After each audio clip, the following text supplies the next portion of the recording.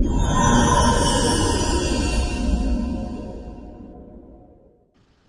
paz do Senhor, meus irmãos. Tudo bem? É um prazer estar com os irmãos. Estivemos ausentes, acho que 2 terças-feiras, mas pela graça de Deus nos reunimos novamente aqui. E eu gostaria de uma pequena meditação com os irmãos, um pequeno estudo que Deus colocou no nosso coração, que acredito ser de suma importância para a nossa vida. E convido os irmãos a abrirem as Bíblias, a palavra de Deus, ou acessar o seu aplicativo no tablet, smartphone, que Deus abençoe, o meio não interessa, interessa o conteúdo, Em Tessalonicenses, primeira carta de Paulo à igreja em Tessalônica, 1 Tessalonicenses, no capítulo 5. E no versículo 17. 1 Tessalonicenses, primeira carta de Paulo aos Tessalonicenses, no capítulo 5 e versículo 17. Diz assim a palavra do Senhor: Orai sem cessar. Podem tomar os vossos assentos. Os irmãos estão me vendo? Os irmãos que eu estou atrás da coluna aqui, eu prefiro ficar mais pertinho dos irmãos. Se eu estiver atrás da coluna, os irmãos quiserem ocupar o meio ou aqui na frente, fique à vontade. Eu até agradeço, mas fique à vontade. Da última vez que eu estive falando com os irmãos aqui, quem estava presente? Uma parte. Algum irmão se lembra do que eu falei? Do que nós falamos? Qual o tema que nós abordamos? Amadurecimento. O versículo foi? Pode falar o versículo, não precisa dizer onde está não. Alguém lembra? Crescei na graça e no conhecimento que há em Cristo Jesus. Ok? E nós falamos sobre amadurecimento cristão, e nós falamos que importantíssimo para o amadurecimento cristão era o estudo da palavra. É essencial para o crescimento cristão o estudo da palavra. O estudo da palavra nos revela quem Deus é e quem nós somos e como nós nos relacionamos com esse Deus. Mas agora vem o segundo fator de extrema importância para o amadurecimento cristão, para o crescimento de qualquer cristão, essencial para o nosso crescimento. E isto é o quê? A oração. O estudo da palavra é essencial porque nós conhecemos Deus. Sabemos quem é Deus. Mas é na oração que nós nos relacionamos com esse Deus. Então a oração é o tema essencial para a vida de qualquer cristão. E isso é um ponto pacífico em qualquer doutrina cristã, não só evangélica. A oração é essencial em qualquer doutrina cristã. Mais ainda, a oração é essencial em qualquer doutrina religiosa. Qualquer religião vai dizer para os seus seguidores: a oração é essencial para você. Seja você um cristão evangélico pentecostal, seja você um cristão católico, carismático, seja você um muçulmano, que aliás tem que orar 3 vezes por dia voltados para Meca. E aliás, nos países muçulmanos, quando se toca o sinal, todos param o que estão fazendo para fazer as suas orações. A oração é essencial para o budista, a oração é essencial para o monge tibetano, a oração é essencial para o hindu. Ou seja, em qualquer religião, a oração é essencial. A oração, a conversa com a divindade é essencial. E talvez por causa disso, talvez por a oração ser um ponto em comum de todas as religiões, talvez a oração seja um dos temas que mais geram conflitos dentro da igreja. E talvez a oração seja um tema que nós mais temos dificuldades dentro da igreja e que mais aberrações ao lado da salvação, do tema salvação. Talvez o tema oração é um dos que mais sofrem distorções no seio das igrejas. Porque nós temos a oração vigente no meio religioso, do ser humano como um todo, e nós trazemos muitas vezes esse senso comum sobre oração para dentro do seio da igreja. Então, há diferenças entre oração. A oração para um judeu, seguidor de Moisés, que ainda não crê no Messias, ela tem um sentido. A oração para um muçulmano, ela tem um sentido. A oração para um hindu, para um monge tibetano, para um budista, ela tem o seu sentido. E será que é o mesmo sentido para nós, cristãos, protestantes, evangélicos, pentecostais, e agora evangélicos pentecostais tradicionais, né? Porque já tem os neopentecostais? Será que a oração é o mesmo sentido? Qual sentido faz para nós a oração? Para nós que cremos no Filho de Deus. Qual o sentido para nós da oração? Para nós que cremos, que trilhamos um novo e vivo caminho. Será que é o mesmo sentido que vige ou que vale para as demais religiões? Qual o sentido para nós da oração que vivemos numa nova aliança inaugurada pelo sacrifício de Cristo na cruz, pelo sangue de Cristo? Qual o sentido da oração para nós que somos vivificados, somos salvos, lavados, redimidos, que o nosso nome está escrito no livro da vida? Qual o sentido da oração para nós? O que significa oração? Para nós que não temos mais nenhuma condenação contra nós. Qual o sentido da oração para nós, cristãos, que temos livre acesso ao trono da graça, pelo sangue de Cristo? E hoje eu gostaria de comentar para vocês o que a Bíblia nos fala sobre a oração. E o que Deus espera do seu povo em relação à oração. E quais os conceitos que a Bíblia nos traz em relação à oração. E quais as dificuldades que nós temos. Talvez eu não consiga concluir hoje, mas pelo menos um começo eu queria dar. E antes de eu começar a abordar esse assunto, eu queria deixar primeiro duas frases para os irmãos me entenderem. A primeira coisa que eu queria dizer é que não vou oferecer receitinha de bolo para orar. Que não existe. E a segunda coisa que eu vou falar para vocês é o seguinte: a pior oração que você pode fazer, sabe qual a pior oração que existe? Aquela que nunca foi feita. A pior oração que eu posso fazer, se você quer avaliar se uma oração é boa ou não, a pior oração é aquela que nunca foi feita. Essa é uma oração ruim. Quando nós deixamos de orar. O problema hoje, muitas vezes, não é a oração, como alguém pode dizer, mas é a falta dela. Nós paramos de orar.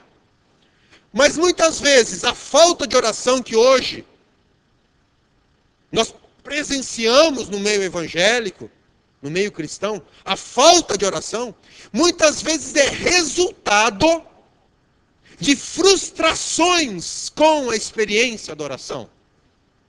É resultado de equívocos sobre a oração, sobre o conceito de oração. E esses equívocos na oração nos trazem frustração e decepção com a oração. Tipo assim, oro, mas nada aconteceu. Oro, mas aquilo que eu estava pedindo não aconteceu. Eu falo, não faz mais sentido orar, desanimei de orar. Ou seja, ou talvez eu fique pensando que a minha oração não chega ao trono de Deus. Para que a oração seja aceita por Deus, de repente, eu tenha que pedir para outra pessoa orar. Talvez um pastor, talvez um profeta. E você se desanima com a vida de oração, porque você carrega, às vezes, conceitos sobre oração, que você recebe do senso comum religioso, e tenta transportar isso no seu contato, na sua oração com Deus, e de repente você começa a pensar assim, não está funcionando não. Aí você para de orar. Então, a falta de oração, muitas vezes na vida da pessoa, é resultado de experiências frustrantes com oração, que por sua vez é resultado de conceitos equivocados sobre oração. E o que é oração para nós? Aliás, quais conceitos equivocados são esses? O que não pode ser oração para nós? A primeira coisa, que muitos se equivocam, que oração é uma obrigação religiosa. Eu tenho que orar. Se torna um peso, uma obrigação. O segundo ponto é muitos que transformam a oração em um rito religioso, mecânico e artificial. Nada contra, meus irmãos, eu recomendo. Mas muitas vezes nós nos mecanizamos em relação à oração. Oro para dormir, oro para acordar, oro para comer. E isso, com o tempo vai passando, se torna uma coisa mecânica. Mecânica. Tipo assim, estou orando, Senhor Deus abençoe as comidas, amém. E muitas vezes você não pensa no que está fazendo. As orações na igreja, a gente vem e se torna um rito. Oro para iniciar o culto, oro depois da leitura, oro depois disso. E se torna mecânico. Um ritual que eu levanto, fecho o olho, ouço a pessoa orar, falo uns glória a Deus, aleluia, e me sento. Isso vai me condicionando a pensar que oração é isso. O que mais? Oração, um ranking entre crentes. E os crentes começam a competir entre si para ver quem ora mais. Quem fica mais de joelho. Quem consegue levantar mais à noite. E começa a criar um ranking. Uma competição entre os crentes para aquele que ora mais e ora menos. E começa a fazer, não, aquela irmã é abençoada, ela ora lá 5, 6, 7 horas por dia. Nada contra. Mas eu começo a criar rankings na igreja. Eu começo a classificar as pessoas na igreja.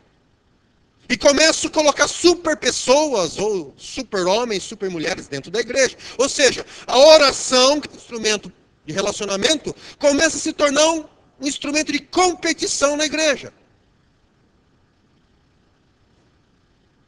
Oração. Uma conta corrente no céu. Os irmãos já ouviram falar de cartão de fidelidade? Quantos aqui já ouviram falar cartão de fidelidade?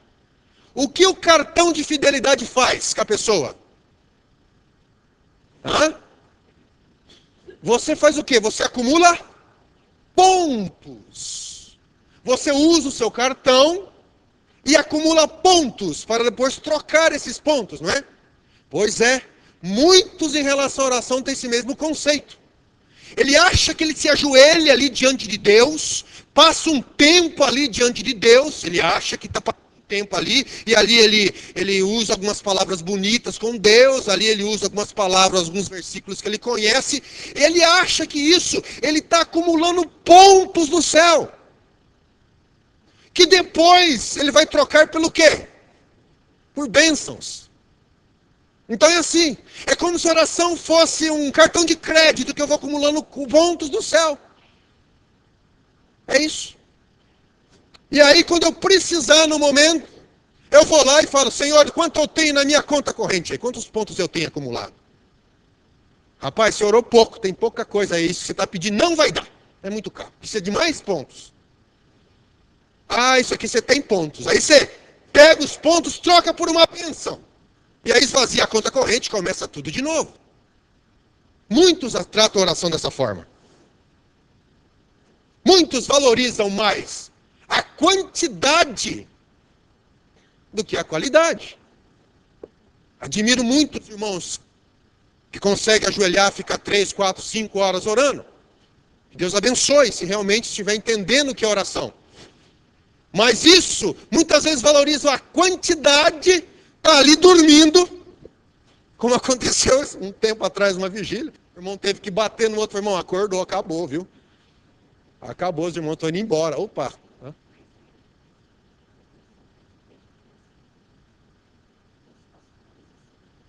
Não, vamos conversar sobre isso, estamos conversando.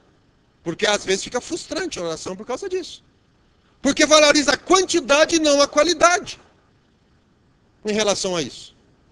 Pastor Walter Gabi, pastor presidente da Assembleia de Deus em Curitiba, uma vez num estudo bíblico muito interessante, eu tinha acho que 14 ou 15 anos, nunca mais esqueci. Ele fala assim: meus irmãos, eu não me lembro do tempo em que fiquei mais de 15 minutos orando. Mas também não me lembro do tempo que fiquei mais de 15 minutos sem orar.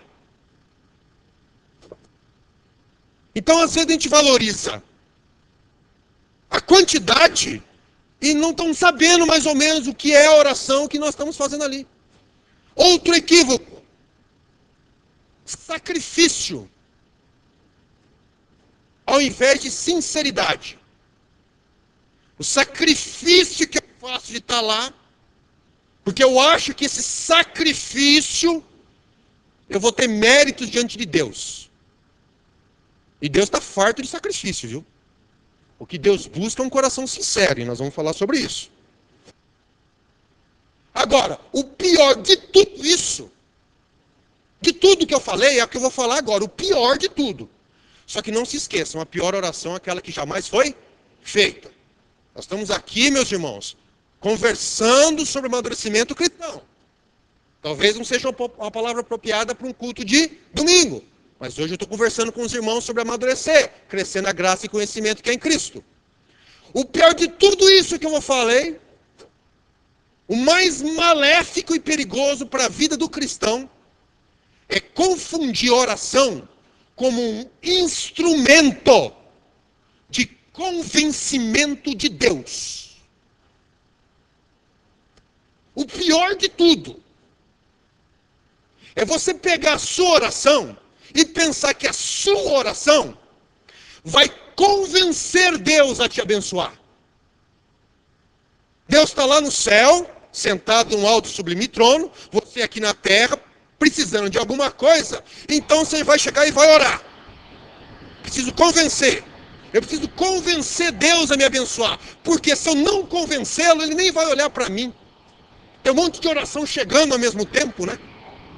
Então eu preciso orar mais alto, eu preciso orar mais, ou de repente eu vou orar de madrugada, porque a fila é menor.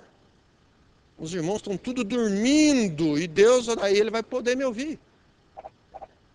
Vocês estão entendendo? Eu quero convencer Deus a me abençoar. E quando eu faço isso, por que eu chamo isso de perigoso? Porque esse é o conceito de oração em todas as tradições religiosas. Eu manipulo uma força divina, eu manipulo uma força sobrenatural através de um ato religioso. Eu manipulo um Deus, qualquer que seja, através de um rito religioso, através da meditação, da oração, de orar 5, 6, 7, 8 vezes por dia. Então, o que as pessoas pensam nesse erro grotesco de oração? É que eu posso chegar aqui e convencer Deus a fazer aquilo que eu quero.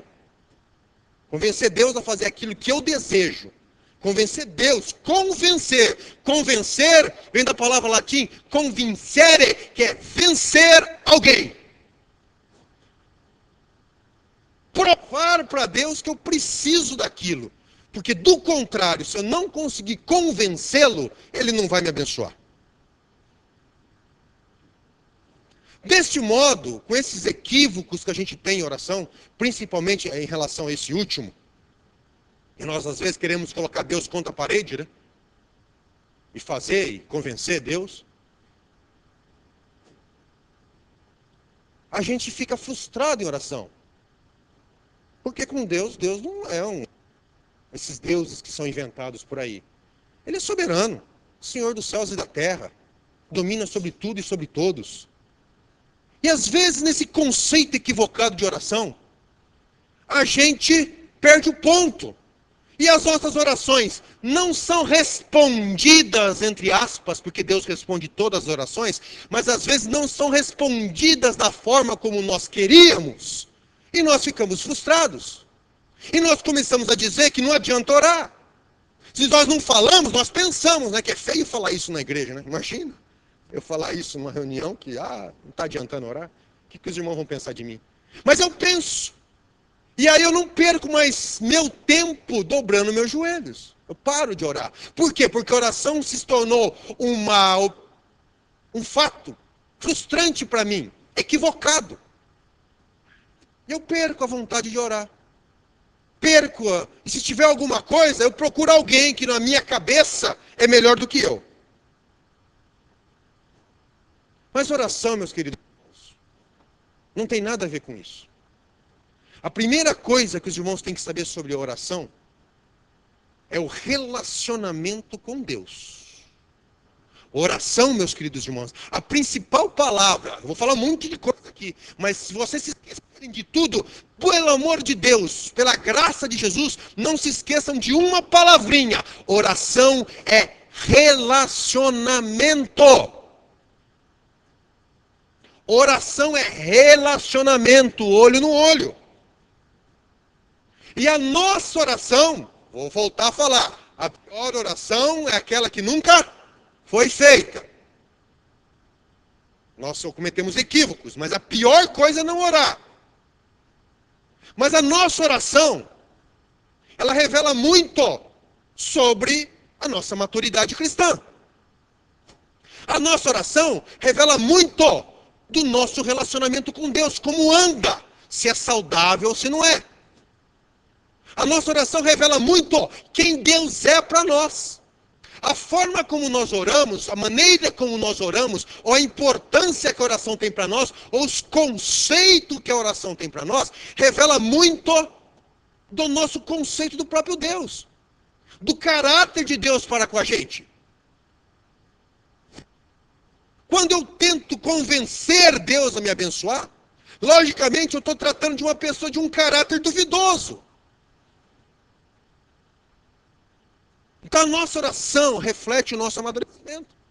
Se somos crianças, neófitos na fé, como Paulo falou à igreja de Corinto, que não pode comer alimento sólido, tem que beber leitinho, a oração revela se nós somos assim também.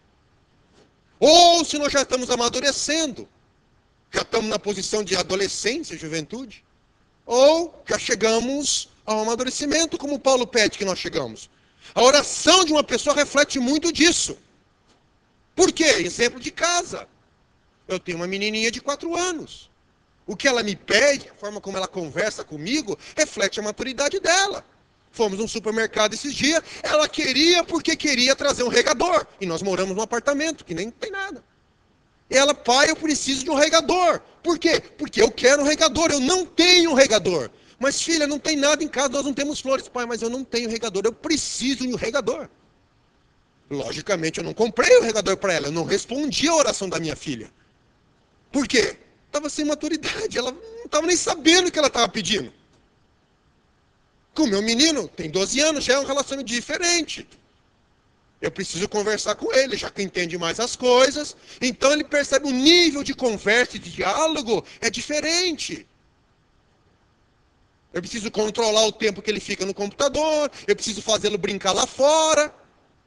Mas é diferente da criança, da uma menininha de 4 anos. Então, a oração revela muito disso para nós.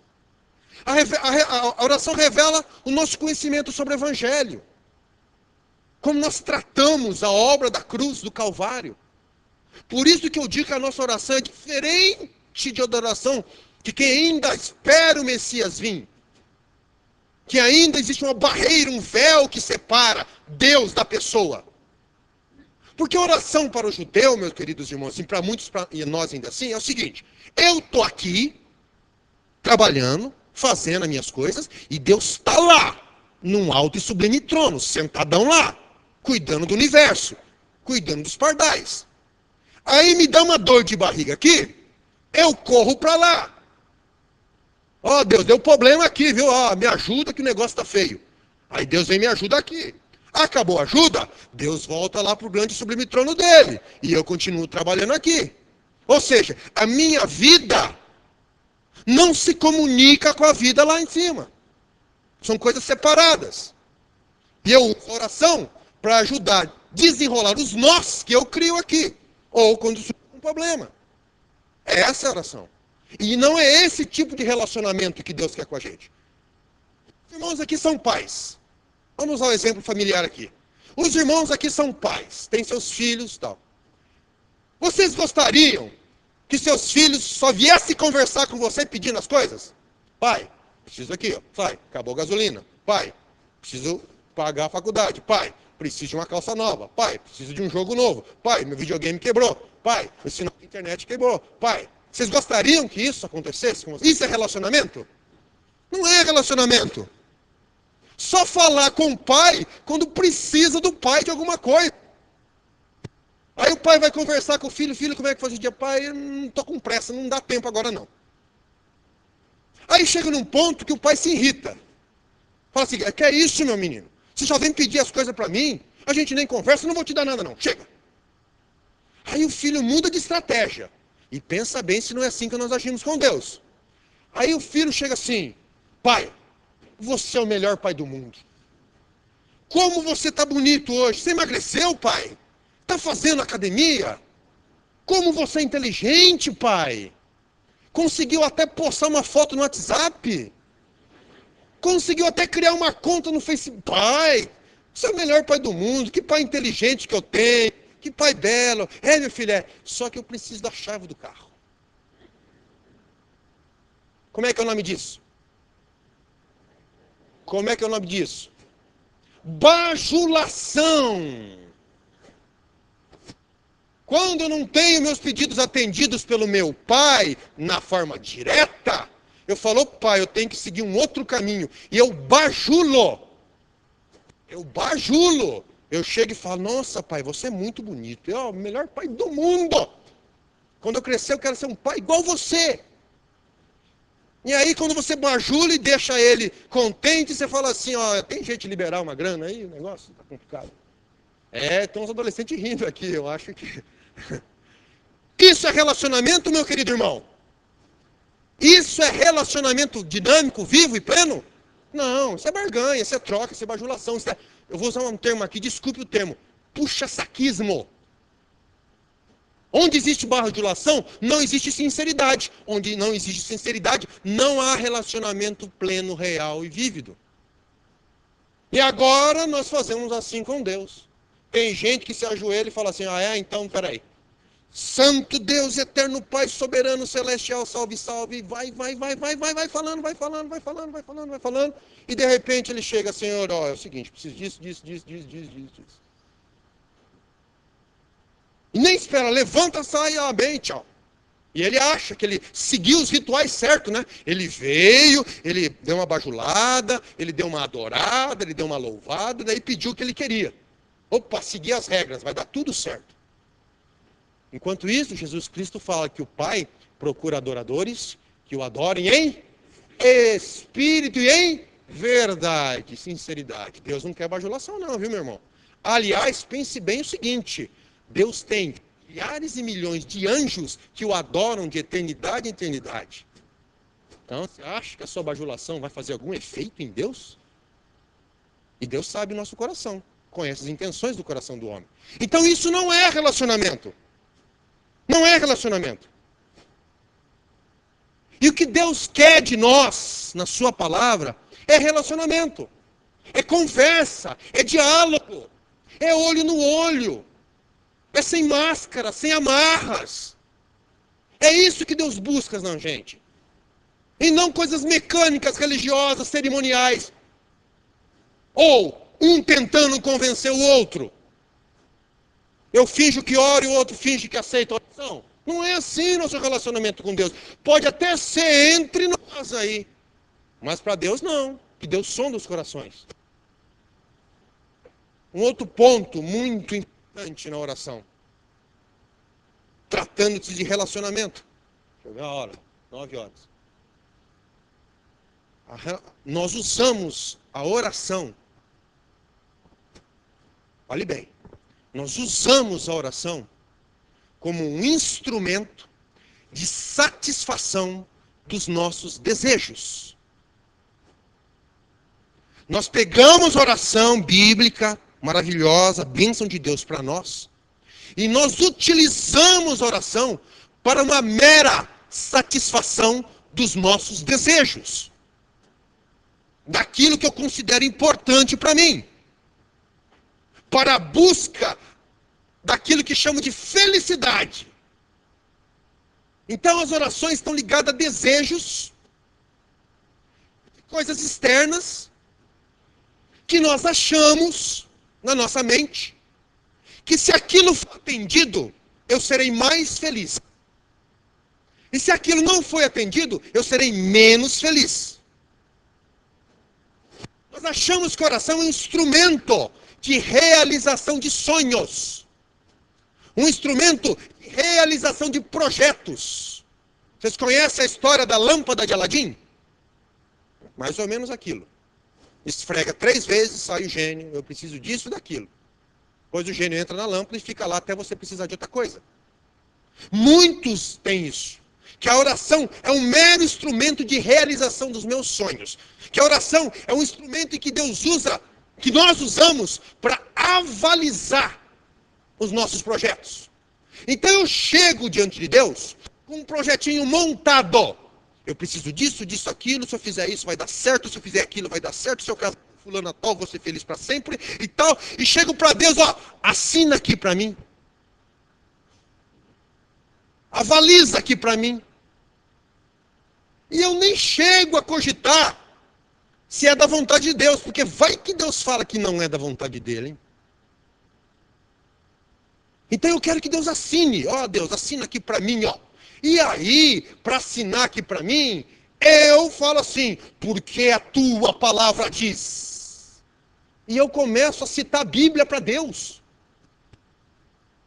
Eu começo a citar a Bíblia para Deus, como se Deus precisasse ser lembrado do que Ele falou. Olha, a tua palavra diz isso, isso, isso, isso, então está aqui, assina aqui para mim. Garante esse projeto meu. Mas se eu não estou suficiente, eu começo a fazer votos para Deus. Aí começa a entrar na parte da barganha. Eu estou desesperado por aquilo. E, ó, se tu me der, Senhor, eu vou começar a ser dizimista, hein? Agora. Ah, se tu me deste isso, agora eu vou começar a te servir. Vou fazer isso, vou fazer aquilo, vou dar testemunho na igreja. Faz um monte de promessa para Deus. Tentando convencer Deus a avalizar o seu projeto. Irmãos, por que eu disse que isso é muito sério? Porque a tentativa do ser humano convencer uma força sobrenatural a fazer aquilo que ele quer, não se chama oração. Na Bíblia tem um outro nome.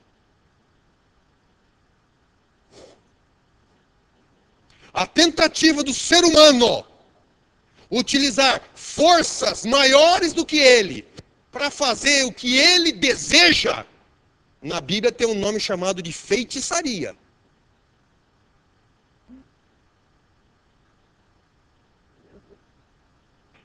Na Bíblia tem esse nome. E nós queremos usar esse conceito das demais religiões com o verdadeiro Deus. E Deus fala, epa, aqui não. Espera aí. Não é isso. Não é assim o que você quer. Aliás, nós sabemos realmente o que nós queremos? Aliás, alguém aqui de sã consciência sabe o que realmente quer da vida? Você tem certeza do que você quer? Você tem certeza, meu querido irmão, que aquilo que você está pedindo tão insistentemente realmente fará bem para você? Você tem certeza plena desse desejo no seu coração que quase se tornou uma obsessão e que você fica orando, insistindo, triste porque ainda não responde. Você tem certeza de que fará bem para você? Você consegue analisar todas as variáveis da sua vida e decidir realmente o que é bom para você? Você consegue ter presciência do futuro e saber qual a consequência se Deus te dá isso? Será que nós temos consciência disso? Eu que nem lembro mais do que comi no almoço. Vou querer guiar a minha vida comigo mesmo e tentando convencer Deus a fazer aquilo que eu quero. Será que eu realmente sei o que eu quero?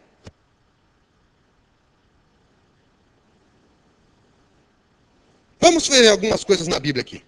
Romanos 8, 26. Alguém lê aqui, por gentileza.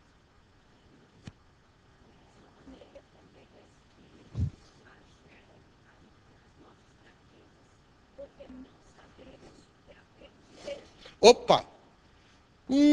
Paulo falando, Paulo, grande apóstolo Paulo, conhecedor das Escrituras, o profeta, o grande apóstolo dos gentios, dizendo o seguinte: o Espírito Santo, ele precisa nos ajudar nas nossas fraquezas, porque nós não sabemos pedir como convém.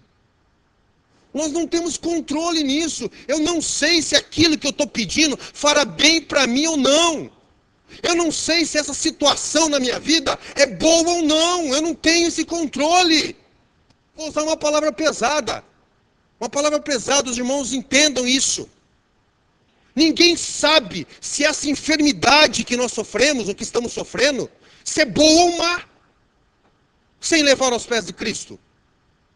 Eu tenho exemplo na minha família, que foi uma enfermidade grave, que reuniu a família e reatou dois irmãos que faziam 20 anos que não se falavam.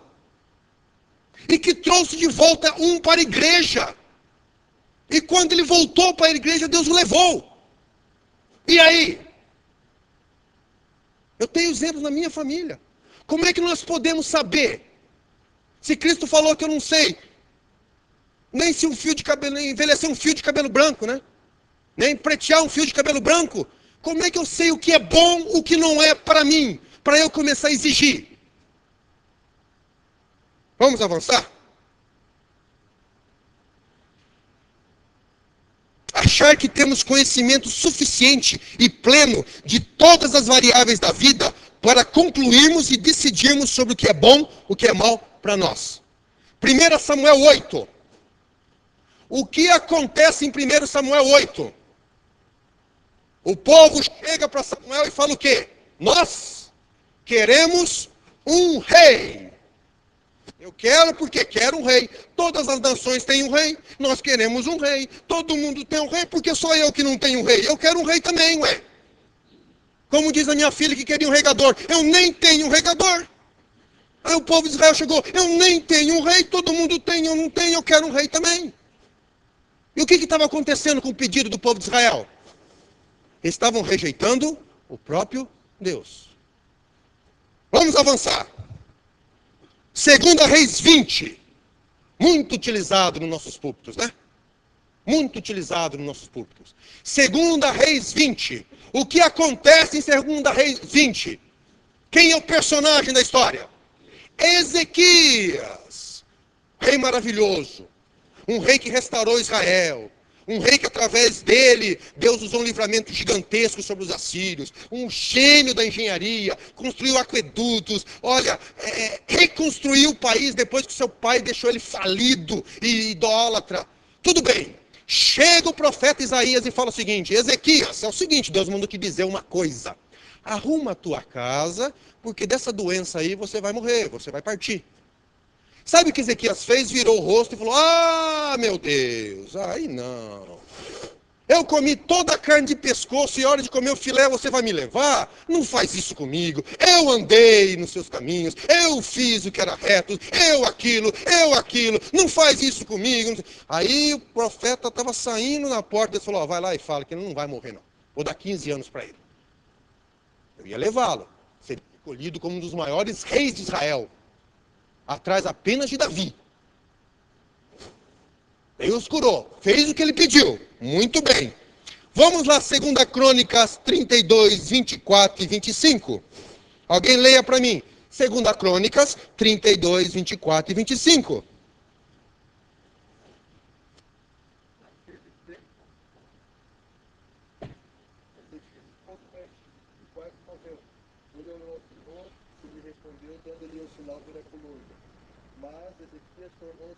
Opa! Recebeu a bênção, curou. Rapaz, hein? Você é bom, hein? Que cabra bom, o cara conseguiu mudar a vontade de Deus, rapaz. Deus tinha falado para ele que ele ia morrer. Ele foi, é um cara bom, hein? Esse tinha pontos acumulados no céu, hein? Tantos pontos que chegou a ganhar a própria vida, mais 15 anos de vida. Mas o que aconteceu com ele? Orgulhoso. E aí, o que acontece? Não correspondeu Segundo a ira do Senhor veio sobre ele, Judá e sobre Jerusalém. Então Ezequias humilhou-se, reconhecendo o seu orgulho contra Jerusalém. Por isso a ira do Senhor não veio sobre eles durante o reinado de Ezequias. Mas veio sobre quem? A irmã aqui, 2 Crônicas 32, 24 e 25. Deus falou, arruma a tua casa, que eu vou te levar. Ezequias orou, não quero me levar agora, não, de jeito nenhum. Quero ficar por aqui, quero desfrutar. Ele ficou, mas não arrumou a casa. Quem ficou no lugar dele? Manassés. O pior. Se Ezequias foi o melhor rei de Judá, Manassés foi o pior dos piores reis de Judá. Não cuidou do filho dele, não aproveitou os 15 anos que Deus tinha dado. E por causa disso, Ezequias se orgulhou, abriu os cofres para o povo da Babilônia, para os embaixadores da Babilônia, despertou a cobiça de Nabucodonosor, e aí ficou o que deu, Marcos 10, 35 e 40. Marcos 10, 35 e 40. Mais 10 minutos, pode ser, meu irmão? Pode? 35 e 40. Marcos 10, 35 a 40. Não vamos ler não, só os irmãos olhem na Bíblia aí. O que acontece em Marcos 10, 35 a 40? Quem que nós temos aí? Opa! Quem que eram os filhos de Zebedeu? Tiago e João. Esse pessoal dava trabalho, hein? Primeiro eles queriam destruir os samaritanos, né? E agora... olha, esse é o poder transformador da palavra, né? Quem diria que o João que escreveu as epístolas é esse mesmo João aí que queria mandar fogo do céu. Mas não era só isso não, isso não foi pior. Chegaram para Jesus e perguntaram assim, pediram, Senhor, quando estiveres no teu reino, um assente-se à sua direita e o outro à sua esquerda. Pedido. Aí Jesus falou o que para eles?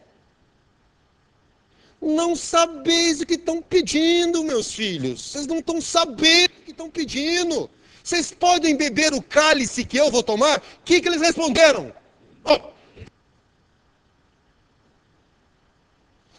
Você está entendendo? Sem pensar. Não tem controle sobre a situação. Jesus fala assim, vocês não têm mais ideia do que vocês estão me pedindo. Vocês não têm ideia. Vocês acham que pode tomar o cálice que eu vou tomar? Opa, posso sim. Os dois tomaram. Um foi cortado ao meio e o outro foi mergulhado num tacho de azeite fervendo. Vocês estão entendendo? Pedimos coisas para Deus. Eu não sabemos o que estamos pedindo. Mateus 27, 25. Quando Pilatos oferece a libertação de um dos prisioneiros, o povo, em uma só voz, fala assim, liberta Barrabás e crucifica Cristo. Aí Pilatos fala, eu não quero ter sangue desse inocente sobre a minha vida. O que o povo fala? Que o sangue desse homem caia sobre nós e sobre os nossos... Vídeo holocausto, né? Tá vendo? A gente acha que tem controle sobre as coisas. A gente acha que aquilo que nós estamos pedindo é bom. A gente acha que às vezes certas coisas que nós estamos pedindo é vontade de Deus. Então você acha que os religiosos aqui não estavam usando argumentos que estavam fazendo a vontade de Deus, que Jesus Cristo era um blasfemo? Pródigo, Lucas 15, chegou e pediu para o pai, dá tudo a minha herança aí. Passear por aí. Pediu, recebeu. E aí? Foi comer com os porcos. Nós não temos controle, meus irmãos, das variáveis da vida. Para a gente chegar diante de Deus e começar a botar Deus na parede. Chegar diante de Deus e falar, eu quero isso, quero aquilo e assina aqui. Nós não temos, a oração não é para isso. A oração não tem esse sentido.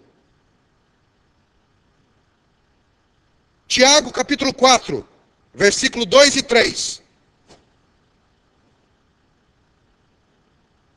Diz assim, Cobiçais e nada tendes. Tiago falando para a igreja, hein? Não é para não crente não, hein? Não é para seu amigo da faculdade não, hein? É para nós. Cobiçais e nada tendes. Matais e sois invejosos. E nada podeis alcançar. Combateis e guerreais e nada tendes. Porque não pedis. Pedis e não. Por quê? Mal. Para quê? E muitos estão assim. Usando a oração para isso. Para gastar com os nossos deleites. Daquilo que a gente considera que é bom para nós. Agora imagina se Deus responde todas as orações da forma como todo mundo quer. Tá? Imagina. 3 jovens gostando da mesma garota e orando por ela. O que vai acontecer? Existe um ditado que diz assim, que Deus nunca responda ou ouça as orações dos viajantes. Porque se ele responder, não tem chuva. Quem gosta de viajar com chuva aqui? Vocês estão entendendo como é que é a coisa? Tem irmão que gosta de viajar com chuva, né? Mas a maioria, meus irmãos, se Deus for responder as orações dos que gostam de tirar férias, eu vou para a praia, Senhor. Me dá uma semana de sol, Senhor. Aí a agricultura vai para o brejo. Você passa fome, vai para a praia, mas depois não tem o que comer. Vocês estão entendendo como é que é a coisa? Senhor, por favor, não faça chover no dia do casamento da minha filha. Ela resolveu casar ao ar livre, Senhor. Nós podemos falar o que queremos para Deus. Mas veja bem se Deus responder todas as nossas orações da forma como nós queremos. Vira um caos. E a oração não é feita por isso. Vou concluir dizendo o seguinte. Aí semana que, se Deus permitir, a gente continua. Porque eu disse que a oração não é, né? Eu não cheguei a falar o que é a oração. Aí se os irmãos quiserem saber, vem na próxima terça-feira. Romanos 11, 33 a 34. Eu vou concluir dizendo esse versículo. Ó profundidade das riquezas, tanto da sabedoria como da ciência de Deus. Quão insondáveis são os seus juízos, e quão inescrutáveis os seus caminhos. Quem compreendeu a mente do Senhor? Quem foi seu conselheiro? Isaías capítulo 55 ele fala que os caminhos do Senhor são mais altos que os nossos caminhos. E os pensamentos muito mais altos que os nossos pensamentos.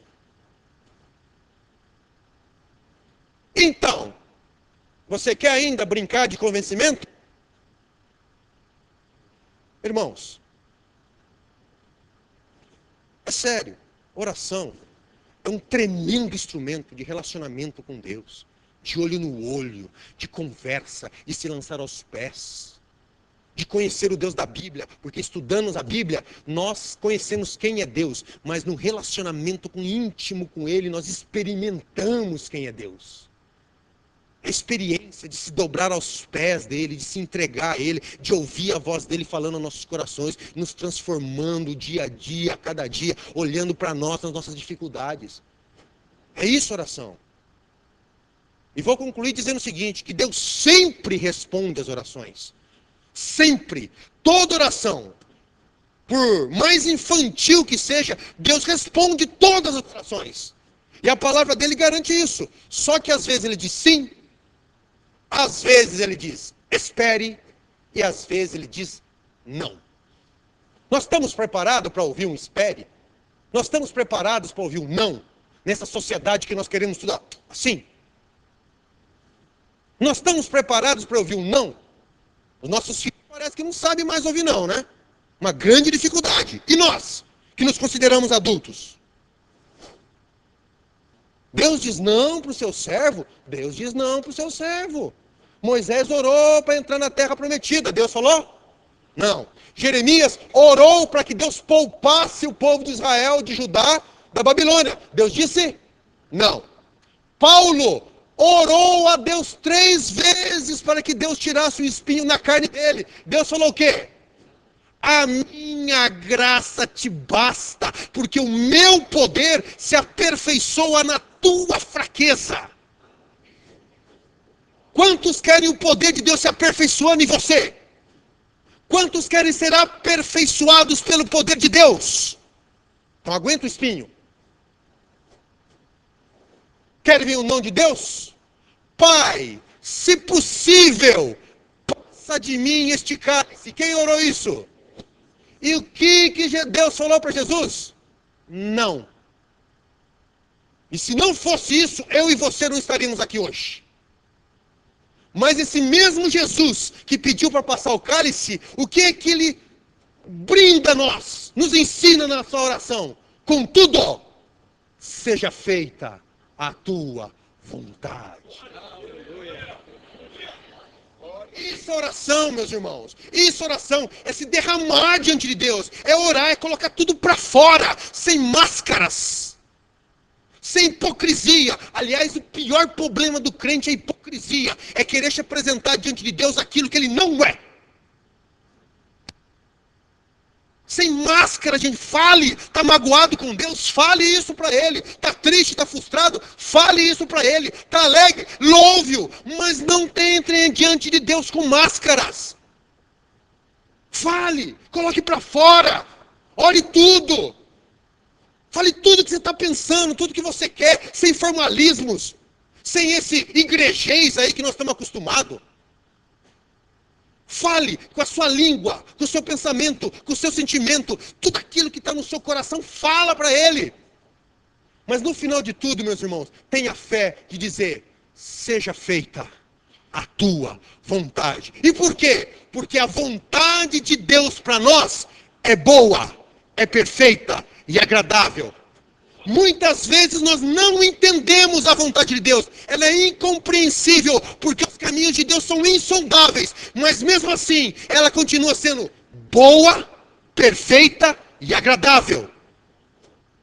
Senhor, eu preciso disso, mas que seja feita a tua vontade. E que não seja um mero encerramento de oração, que seja do profundo do coração.